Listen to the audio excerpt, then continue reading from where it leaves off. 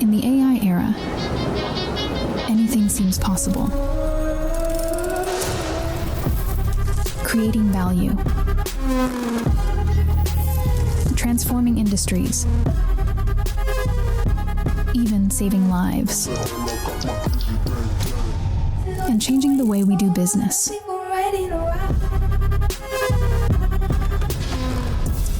From small steps to solving seemingly impenetrable problems. You can. You can with AI. You can with KPMG. Good morning, good afternoon, good evening, wherever you are and whatever time it is, it's great to have you with us. I'm Greg Williams from Wired, and it's a pleasure to host today's discussion on one of the most critical issues of our time, public trust in artificial intelligence. We're here to explore the findings of the 2025 Trust in AI Global Study, led by the University of Melbourne in partnership with KPMG. This is the largest and it's the most comprehensive research of its kind, and it captures the views of over 48,000 people across 47 countries. And this means that it offers a deeply human lens on how AI is being used, how AI is being experienced in everyday life, work, and education. The findings reveal a fascinating paradox. AI adoption is accelerating at an extraordinary pace, yet trust in the technology is faltering. And while many embrace the performance benefits of AI, concerns about transparency, safety, fairness, and misuse persist, especially in advanced economies.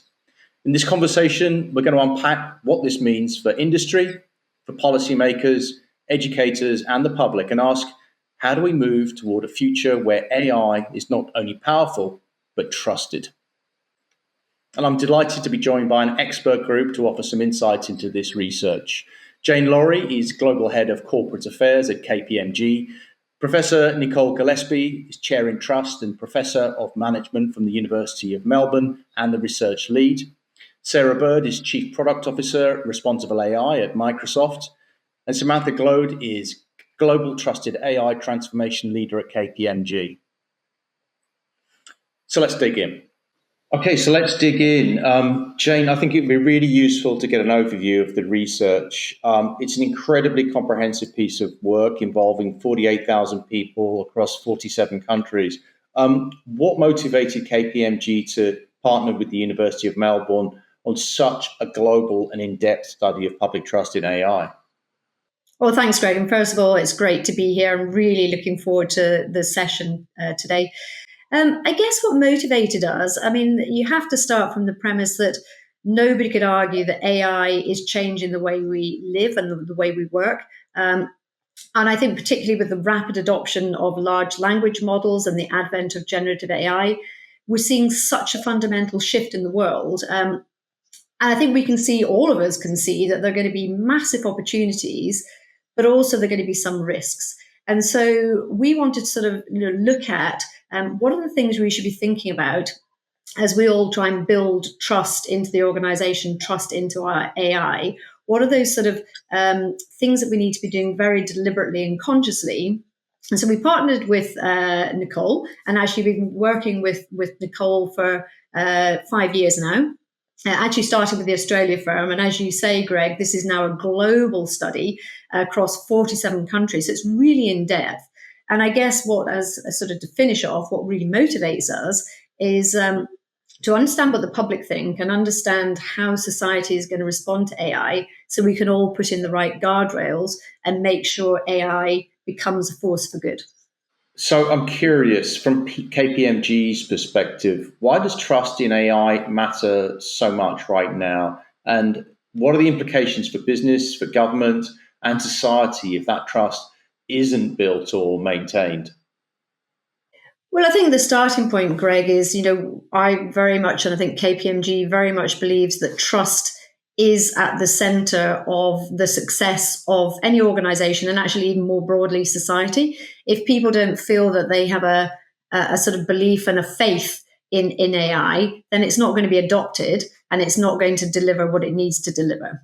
So I think the sort of, the lack of trust could lead to a number of different things. It could lead to either different geographies not keeping up, if you like, with AI. So I thought it was really interesting in the research that some countries are moving faster than others. So that could cause us a problem in the long term, particularly when AI is so global, if you like. And then I think the other thing is, if we don't actually agree as a society how we want AI to impact the future, we could find that people start using it for the wrong reasons. So AI is going to be incredibly powerful, but how do we make sure we use it in a way that is in the right way and that people can trust it?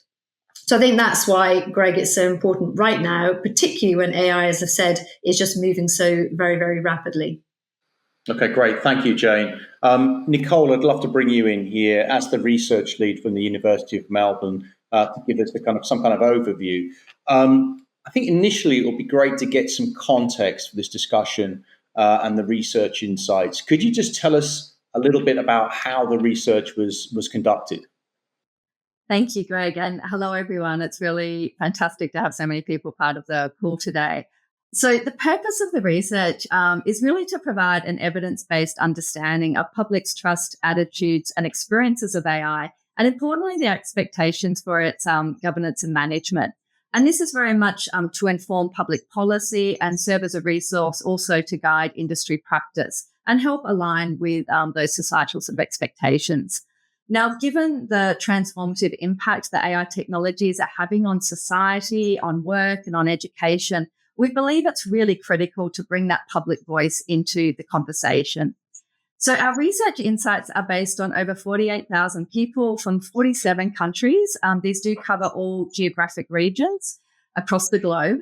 And we surveyed a minimum of 1,000 people per country using nationally representative sampling of the population. So that's important because it ensures representation across age, across gender and regional distribution, and it gives us confidence that the data represents the views of the public. And I'd love for you just to unpack the really top level insights, the key insights in terms of public trust and views on AI.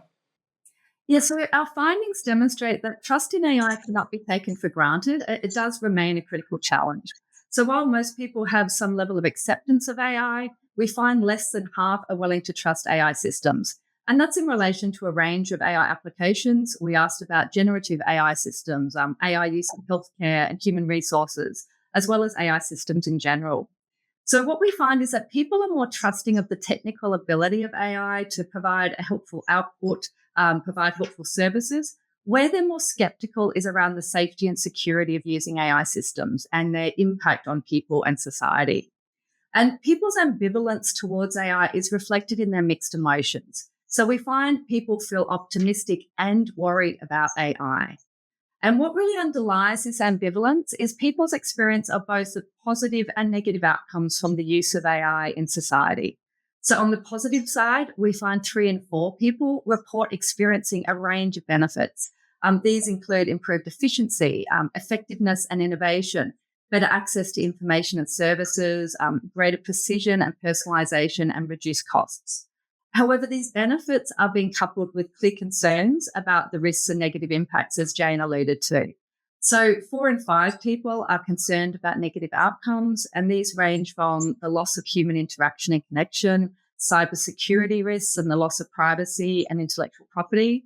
Misinformation and manipulation is a key concern, as is inaccurate outcomes. And people are also concerned about de-skilling, dependency and job loss, as well as potential disadvantage due to unequal access to AI.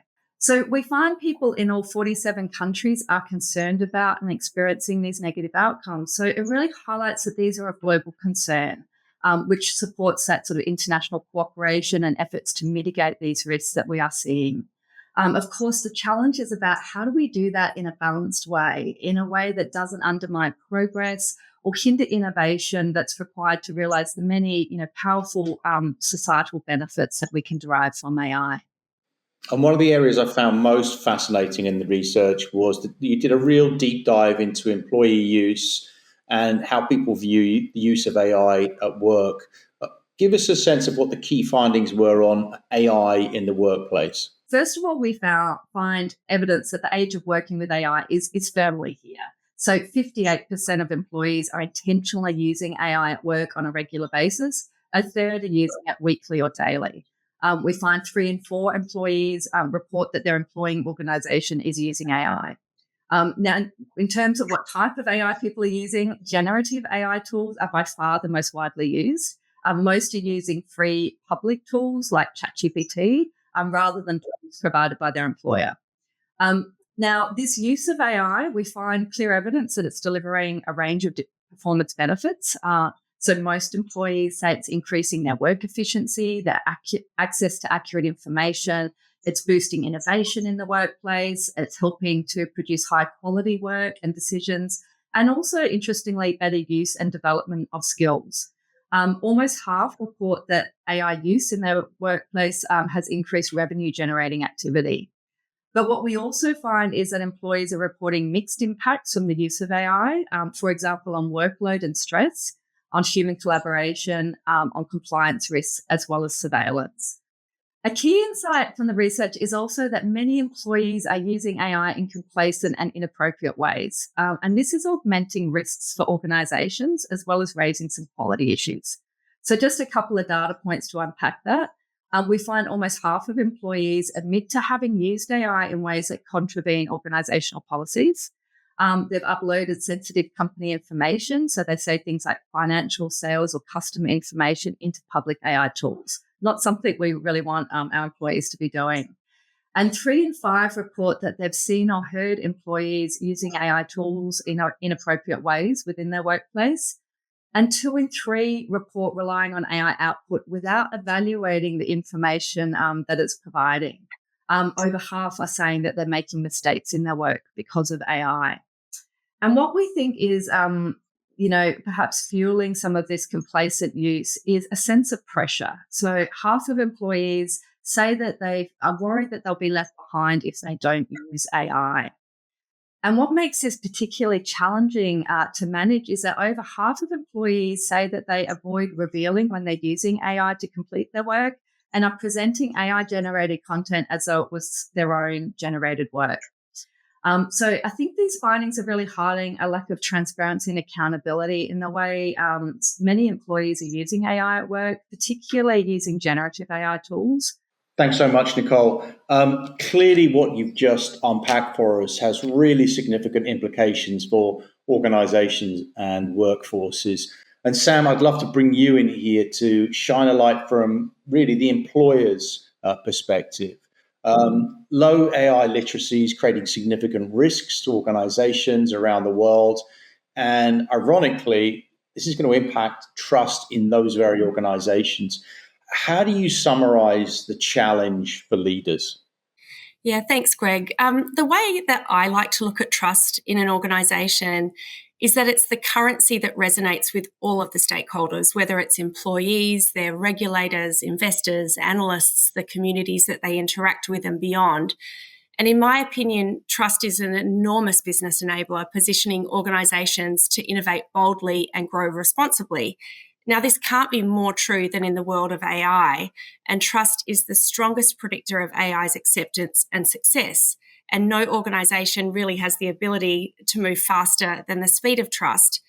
But not only does poor AI literacy negatively impact trust, but very importantly, it exposes an organisation to very significant risks that are much more complex than with legacy technology disruptions. I know that Nicole has given us a great overview of many of the findings in the survey, but I just want to reinforce a few of them that are very relevant here. Nearly half of the respondents are concerned about being left behind if they don't use AI at work, and this sense of pressure, combined with the mainstream accessibility of public platforms like ChatGPT, means that people are taking matters into their own hands, and more than ever, they're using AI at work, but without proper understanding and training. Now factor in that 60% of employees are relying on AI-generated output without any validation of the output or checking for accuracy, and 50% admit to uploading sensitive company information into public AI tools, which is really contravening their company policies and guidelines. And these findings are incredibly concerning to me, and I think they really highlight that AI literacy is lagging very much behind adoption, and there's a critical gap in how organisations are governing how their employees are using AI tools responsibly and the need to implement effective AI literacy in education. Yeah, and that's super concerning. I mean, what you've described and what Nicole has described is, large numbers of people using AI complacently. So I guess that begs the question, what can be done by organizations to manage this and provide governance that really supports employees to use AI safely? Yeah, this concept of complacent use of AI is again concerning for organisations, and unpacking why it's happening is important. Complacency in this context really means that employees are using AI without considering the risk exposure or potential ethical implications. In addition to the findings that I just mentioned, our research also shows that a third of employees are using AI at work have had no training or education in AI, and half say that organisational support for AI literacy and responsible AI use is lagging. So just again reiterating, what Nicole has already mentioned. I think it's a balancing act. The AI technology itself needs to be trusted by systemic controls, for example, and I know Sarah's going to get into more of the technology implications. But people also need to interact with it responsibly. So organisations have to get the human aspect as well as the technology right. And my advice to organisations is to ensure that they can answer these questions. First, does their organisation have an AI governance model established, which is accountable for AI oversight? Have they implemented responsible use policies and controls, including the risk principles explained in KPMG's Trusted AI framework? Do they have an AI inventory that tracks their AI systems? Are they creating system cards that truly show the transparency of the AI systems, what they do, how they interact across their ecosystem and their organisation? Do they have technology in place to automate the AI governance workflow and the management and monitoring of the systems and their controls? And finally, do they have responsible AI literacy and training for their employees? And I think this is a really holistic way to address these challenges and get that balance right between the systemic controls and the human ethical interaction. Clearly, there is a tension, right? The tension between the risk and the value that organizations need to consider when it comes to AI. I'd love to get your thoughts on how you think organizations can manage this, to balance the creation of value, also with mitigating the risks that come with this kind of technology. Yeah, Greg, you're absolutely right. There is definitely sort of this tension between risk and value. Another way that we hear from a lot of people is this tension between excitement and fear. And in my opinion, there needn't be fear, but a very intentional and measured approach to the tension between risk management and value. And with AI, I mentioned before the risk landscape, it's far more complex than legacy technology risks. Historically, data privacy and cybersecurity, they were the top challenges, and they certainly remain so in the AI world. But with AI, there's additional risk categories like transparency and fairness, explainability, reliability, among others. And these are equally important. And the management of this very broad risk ecosystem is much more complex than it's ever been. And so with new waves of technologies like agentic AI rapidly being deployed, ensuring that there are stringent AI governance frameworks in place is absolutely critical. And I think the ultimate ambition is to build trusted AI principles into the SDLC to ensure that AI systems are trusted by design. It's certainly what we are, doing for ourselves at KPMG, but also what we're guiding our clients to be very focused on. But as I mentioned, we can't only depend on those systemic controls to make sure that the AI systems are well controlled. The behavioural change needs to happen as well, and we need to make sure that people are interacting with AI in an ethical and responsible way. It's just so important to make sure that we're always coming back to that balance as well. Great, thank you, Sam. Sarah, I'd love to bring you in now and get your thoughts on this from a customer point of view. Like, how can organizations balance risk in order to create the most value?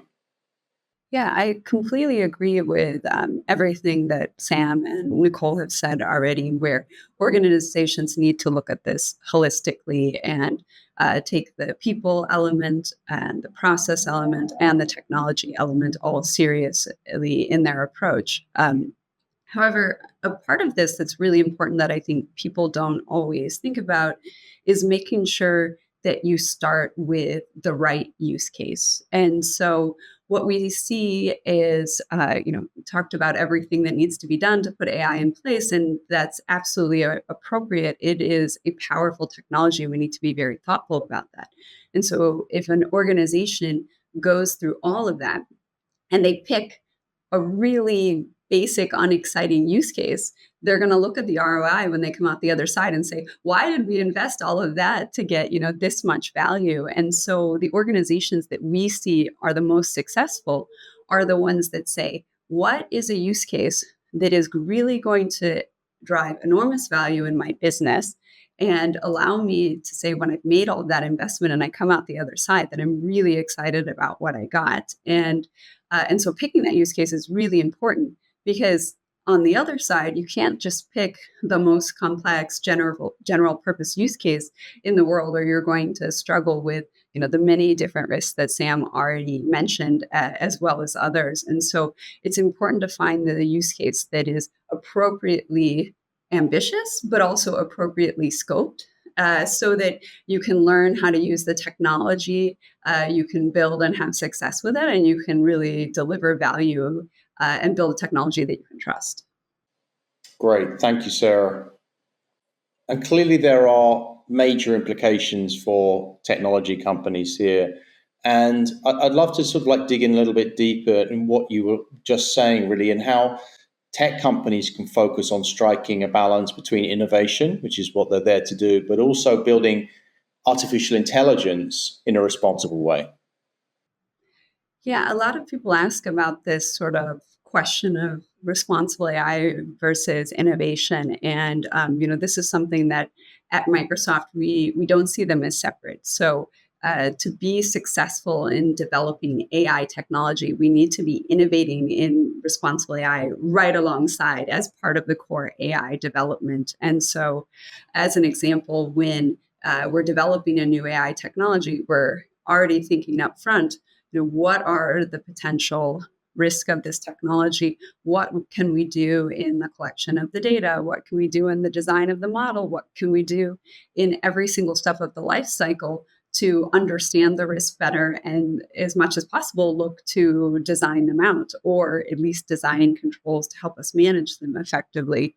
And so one of the ways we, let's say, really demonstrate how important this is at Microsoft is when we get a new AI technology. Like, one of the things that's exciting about training these large models is until it's done, you actually don't know how much of a capability leap it's really going to be. And so when we first got GPT-4, for example, it was an enormous step up from anything we had seen before, which was really exciting in terms of the potential of the technology.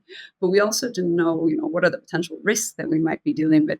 And so some of the very first people in the company that got to touch that technology were folks on my team and other experts that we had pulled together around the company to red team the technology and say, what are the capabilities we're seeing? What are the risks? And so starting from the very beginning, we had a blueprint of what we needed to address to be able to really use this technology effectively and enable others to do that as well. And so it is something that's just part of our entire life cycle, not something that's on the side. And I think that's really important for us to be successful in AI innovation. Sarah, listening to this conversation, I think that probably pretty much anyone working in an organization is going to be asking themselves one question is, how do we foster a culture of responsible AI within our team? How would you answer that question? Yeah, I would say, I've learned a lot watching Microsoft do this, and Satya Nadella, who, I think famously really helped transform Microsoft by focusing on the culture. And for AI innovation at Microsoft, we found, first of all, it has to start at the top. So Microsoft's leadership has said for many years now. Satya wrote a Slate article in 2016 saying that we were not going to be able to have all of the exciting benefits of AI if you couldn't trust the technology. And so we invested early on in a responsible AI program and built a responsible AI foundation. And I am so happy that we started this journey early, because that's been critical for us now to be able to, build, like, move at speed, move at scale, be ready for the moment when we started to see the technology really being ready to transform the world. And so we would say, the same thing for any organization, which is the leadership needs to be engaged. You cannot outsource cultural transformation to some center of excellence or something. You need to be involved every single day in that. But then I think, to points that Sam was making, you need to make sure that people also understand concretely what is their role in this and what part do they need to play. And so pairing the culture and the support of this with actual training allows you to get a lot more benefit. And so we really look at putting those two things together. One kind of final question, maybe, just thinking about your product lens, how do you balance getting product out at speed? We're all under such pressure, but also ensuring this safety, security, this trustworthiness. Yeah, I mentioned earlier that we started our responsible AI program many years ago. I think formally we've been at it for 8 or 9 years now. And that's been really important in enabling us to move quickly now. So you can't just one day wake up and decide that you're going to move quickly. You need to build a foundation that supports that. And so in the case of responsible AI, we have invested in having platforms that are automated, that can operate at scale, that we can adapt in a single moment. So for example, if we see an incident, we can make a change in our responsible AI platform, and that improvement goes to all of the products in the company at the same time. And so investing in infrastructure that is both agile and scalable has been critical for enabling us to do this. And it includes actually many of the things that Sam mentioned in terms of having a governance system that allows us to look at what's happening, having an AI inventory, but also having automated testing systems. We just released a new AI red teaming agent that allows us to automatically attack our systems and identify different types of risk and potential gaps, so that we can be constantly testing systems and finding new things that we need to address. We build real-time safety systems that we update regularly for new risk and new quality. And so for each phase of the life cycle, we look at how can we build scalable tools and technologies that we can adapt really quickly as we see new technologies emerge, as we see new risk emerge. And so it's really important to invest in the beginning and look at building responsible AI as a platform, as a foundation in your organization. Great. Well, thank you for mentioning governance, Sarah. I think we should maybe now kind of get into one of the most important parts, which is like policy making and the implications of regulation. So, Nicole, I'm going to come back to you. Clearly, there are significant regulation and governance implications to your research. Public wants policymakers to do more in terms of regulating AI. Why is, though, the regulation falling short of what the public expects?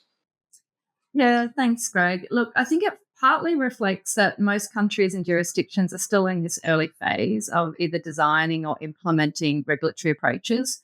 I mean, if we take the EU, the European Union, as an example, the EU AI Act is one of the most comprehensive kind of frameworks around legislation regulation of AI.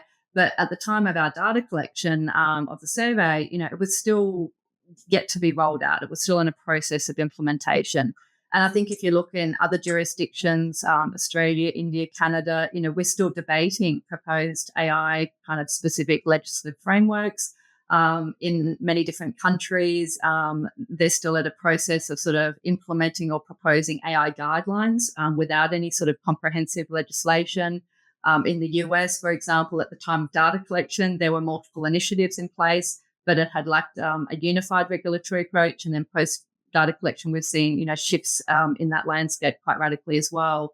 So I think it partly reflects the fact that, we just don't have these regulations and legislations in place. And yet, given the high concerns and, sort of global consensus around the concerns and risks around AI, clearly there's an appetite for them. Sam, I'd love to bring you in here. Like, obviously, we're seeing a lot of benefits to AI, but we're also seeing significant risks, right? So, cybersecurity risks, concern around de-skilling the workforce, people being made redundant. How can we best address these risks with governance and regulation so that the benefits are felt more than the downsides? Yeah, thanks, Greg. And I think the importance of regulation, you've highlighted just there, it's such a vast range. There's, technology risks, but also risks of, de-skilling a workforce and people, potentially being out of jobs, and what do they do next? It's really wide ranging. And the report findings reflect that there is widespread support for stronger regulation, with 70% of respondents thinking AI regulation is needed, but only 43% believe that regulation and safeguards are adequate. And I think that's sort of tying back to people's sort of fear that we talked about in many aspects of whether the AI can be trusted, but also the impact of them and on society as a whole. And the EU AI Act is seen as the de facto global standard. It's driving responsible organisations outside of the EU to develop and implement AI systems in compliance with the EU AI Act in lieu of anything else. But without local or global regulation that these organisations are mandated to comply with, it really leaves them to fend for themselves in a way, to manage the threats and vulnerabilities resulting from AI. And the burden for establishing their AI guardrails is on their own shoulders. But I also think it's worth considering that the lack of pervasive global regulation or regulation in the majority of countries across the globe, it allows those organisations who are not responsibly or ethically focused to develop AI systems without responsibility or ethics in mind. And this increases the existential threat posed by AI, and the likelihood of serious incidents and significantly increasing. And I think ultimately it reinforces the lack of trust in AI by many, many people. So, from my perspective, as the survey respondents say, the regulation is really, really critical. Yeah, and this lack of trust that you mentioned, Sam, that is really driven by a lot of misinformation, disinformation, which has been on the rise. Sarah, I'd love to bring you in. We've seen from the research that the public across multiple regions, everyone is worried about the risks. It's clear that regulation's needed to mitigate the downsides. From your perspective, what does this look like? Yeah, I wish that regulation was, the solution we needed here. But mis and disinformation is an old problem. Of course, AI brings new tools to the story, and that's something that's really important. But it's also an adversarial problem, and so it's not enough to regulate things, which is where we're going to have people who abide by the laws follow those, because there's always going to be players that are incentivized to try to use this technology to mislead people who are not necessarily going to feel bound by particular laws and regulations. And so it's important that we have a full ecosystem approach to how we address this. And some of the patterns we already see today, like people know on the internet that you have to look at the source of the information to be able to reason about how you're going to trust that information, right? And what it might be, good for in ways you might not, trust it. And so what we're doing is developing new AI tools that help facilitate some of these same patterns in the AI ecosystem. So, for example, we founded a standard called C2PA, along with other organizations such as Adobe, that allows us to sign content with credentials that say the source of the content. And so we sign AI images and videos coming from Microsoft saying this is AI generated. and it's from Microsoft. And now we're working to ensure that you can easily see that in a browser, or you can see that in LinkedIn, so that users can inspect those content credentials and better understand the source. But as I mentioned, it's an adversarial environment. And so there will be people who remove content credentials. And so we want to have an environment where if content does not have a credential, then you should be more suspicious of it. And so that means it's actually really important to also have people sign non-AI generated content, not just content coming from AI. And so this is the kind of thing where we have to look across the board and put different techniques together to help facilitate an ecosystem that supports information integrity. And Jane, I'd love to bring you back in here. Some of the comments that we've had during the conversation obviously acknowledge the fact that technology does not see borders; it doesn't see boundaries. Any kind of form of governance over AI is going to have to be truly global. What do you see as the roles and the responsibilities of different players in making this happen? Is this government and policymakers? Is this civil society? Is this tech companies? So, Greg, I think this is such a great question. I mean, I'm going to go back to a couple of points that Sam and Nicole made. I find it fascinating, actually, that the trust research shows that people want more regulation. I mean, you wouldn't imagine people are sitting at home thinking they want more regulation on anything. So the very fact they want regulation, I think is a real signal that people are worried and are not necessarily sure about AI. So that means, to your point, Greg, I think everybody has a role and a responsibility. And I think it goes from, yes, government, but your point about global regulation, I can't see a situation anytime soon where you're going to get global regulation. I mean, you only have to look at the sort of, fragmentation around the world. So I think it becomes even more incumbent on businesses, and Sarah, what you were saying, what Microsoft are doing, actually sort of getting ahead of regulation. Because the other thing is, even if we thought regulation could be global, is it going to be able to keep up? I mean, AI is moving so fast, and regulation in its nature is probably quite bureaucratic, and so takes some time. So I think, businesses have such a critical role. But like you say, civil society, OECD, the people who can provide the data and the insights, they're going to be really critical in coming together. So it's a sort of collaboration, I think. But the other thing I would say, actually, I think businesses are going to have to be really transparent about what their, if you like, their governance and their guardrails are around trusted AI. So, Microsoft have a framework, KPMG has a framework. I think businesses are almost going to have to introduce their own level of governance. So I think, the sort of study and the insights and the research tell all of us that actually this is going to be sort of central to any governance in any business.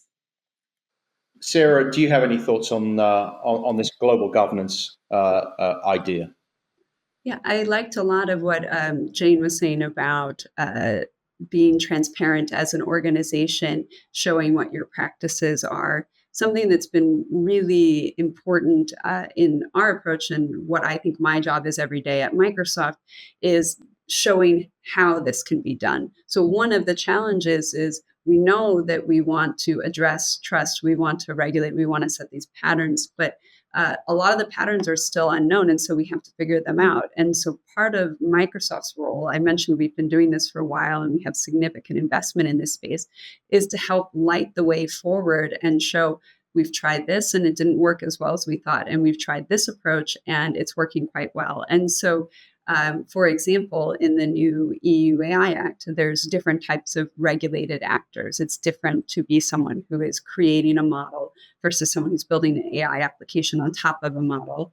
And Microsoft plays all of those roles. And what we found in our internal responsible AI practice is that there are different things you need to do at each of these levels. And so what it means to test a foundation model is different than what it means to test an AI system. For example, a foundation model I, as the developer, have a responsibility to test the dangerous capabilities. I want to ensure that this model is not able to help accelerate the development of biological weapons.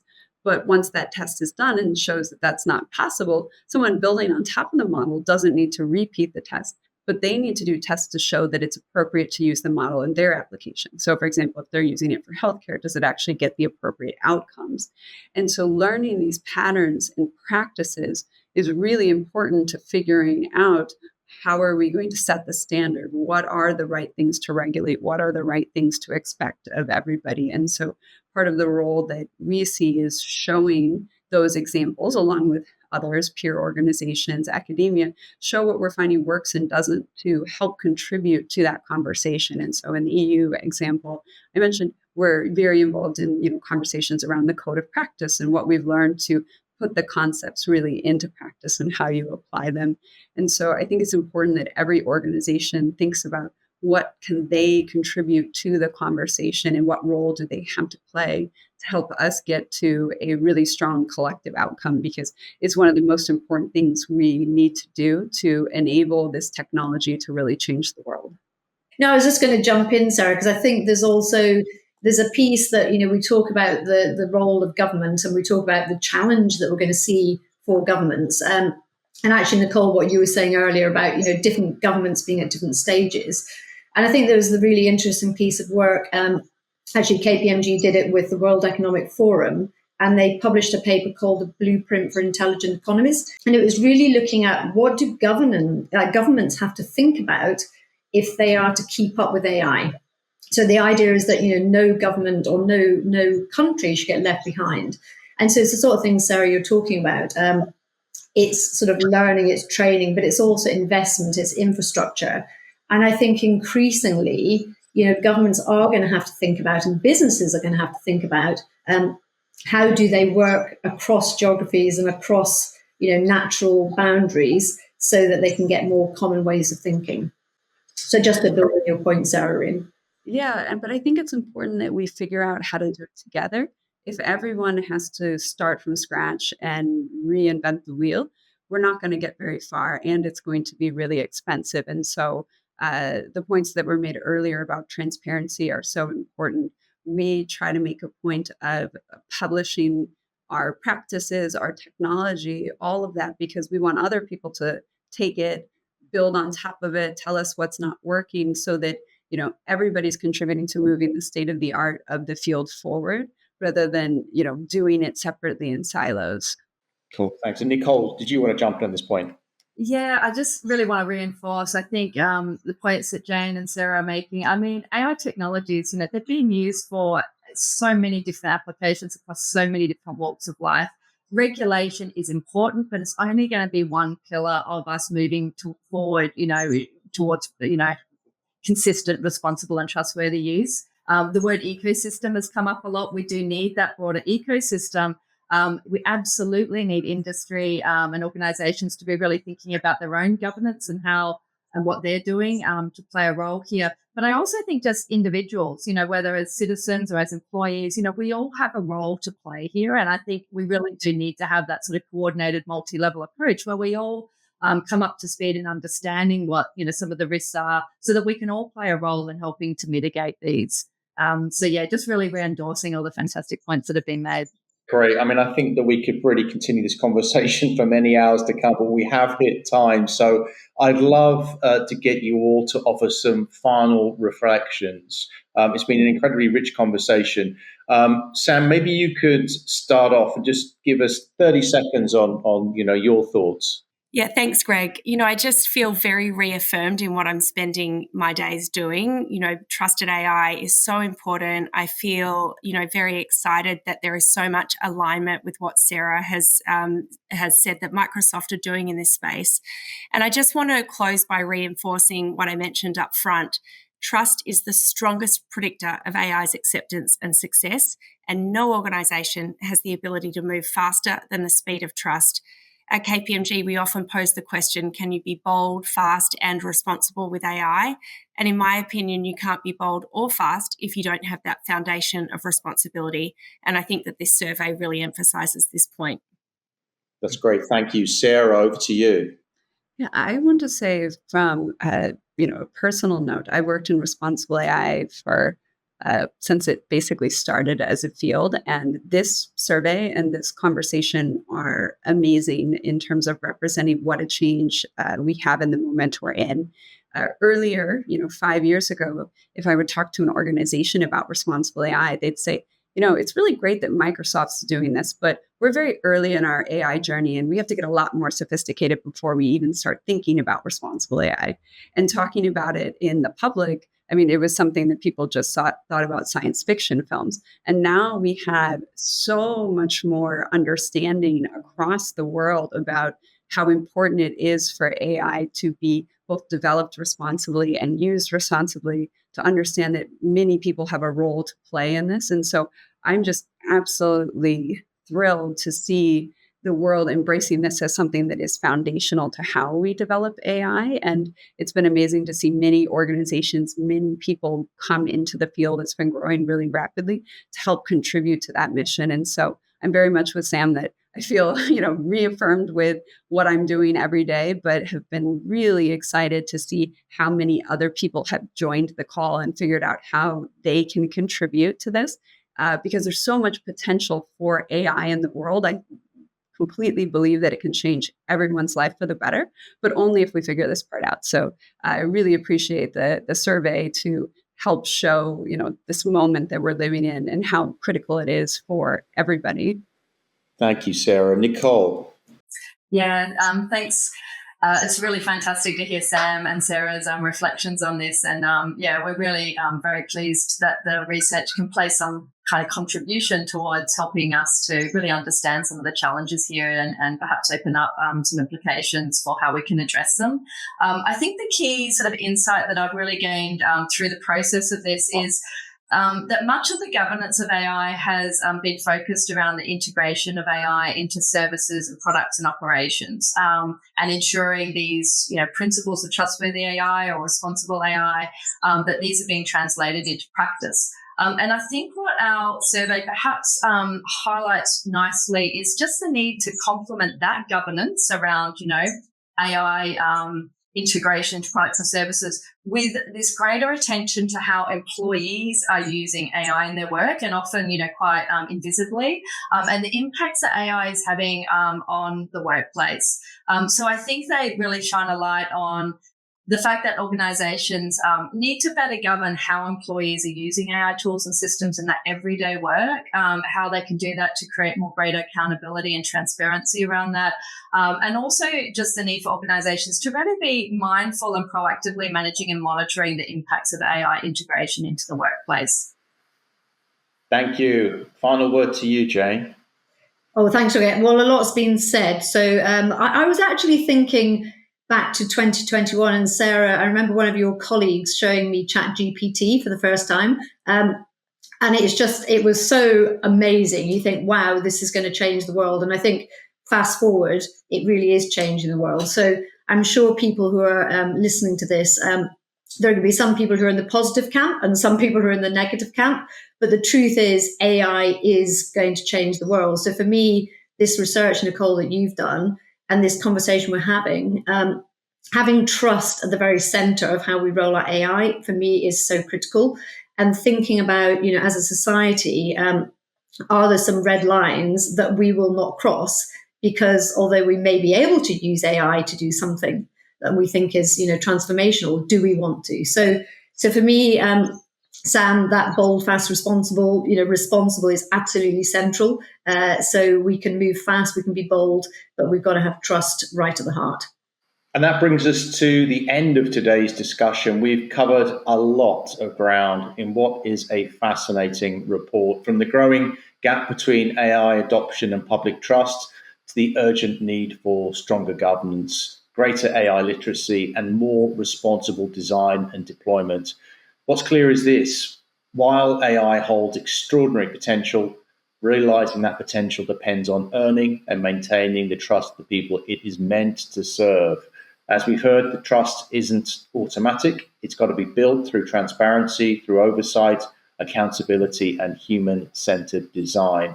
And if you'd like to explore the full insights from the 2025 Trust in AI Global Study, the report is available through the KPMG and the University of Melbourne websites. A huge thank you to our incredible panel, Jane, Nicole, Sam, and Sarah, for sharing your perspectives and expertise. And thank you to everyone who joined us for this important conversation. Until next time, take care.